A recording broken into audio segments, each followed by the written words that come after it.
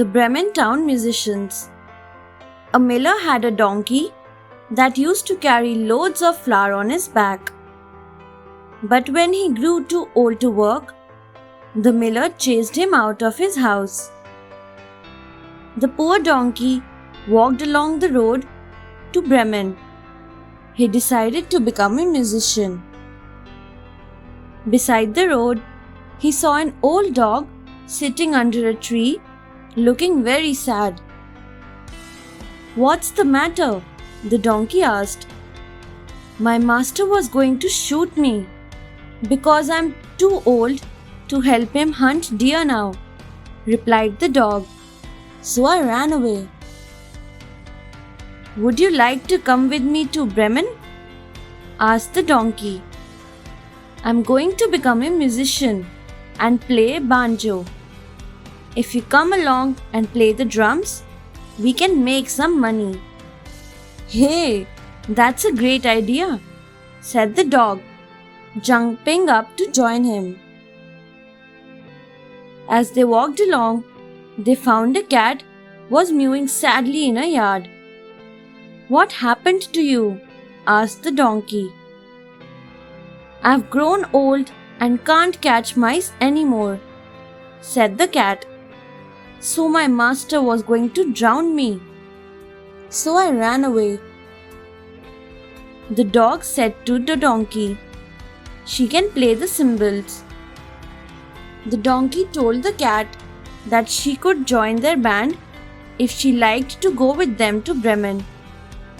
The cat was delighted, and the three of them set off on the road to Bremen. When they reached a farm, they were surprised to see a cock sitting on a fence, crowing at the top of his voice. "Hey, why are you crowing at this time?" asked the dog. "I'm crowing for the last time now," said the cock sadly. "I crowed at night and woke up everyone. So my mistress is making me into a soup tonight." "Good heavens! You had better come with us," said the donkey. "Yes, you have a nice voice and will be a good singer," added the cat. "You can sing with our band in Bremen," said the dog. The cock was very happy to escape and joined them. The four of them reached a forest outside Bremen when night fell. The donkey and the dog curled up to rest under a tree. The cat settled down on one of the branches. The cock flew up to one of the higher branches to roost. He looked around and saw light from a cottage in the forest. "Hey friends," the cock called out. "There's a cottage nearby. Let's ask them for shelter, shall we?" They agreed, and the four of them went to the cottage. Peeping in, they saw that there were thieves inside. They were going to have their dinner and sharing what they had stolen.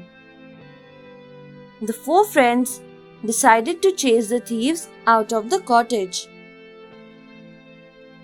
The dog stood on the donkey's back, carrying the cat who had the cock on her back. Then the four sang together. "Bray, bray, woof, woof, meow, meow, cock-a-doodle." It was a terrible din.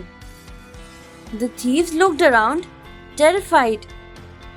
They dropped everything and ran out of the cottage into the forest.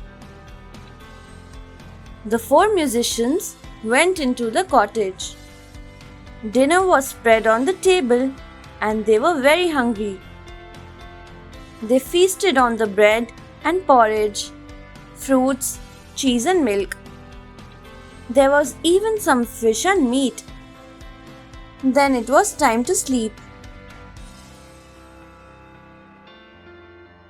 The cat curled up near the fireplace.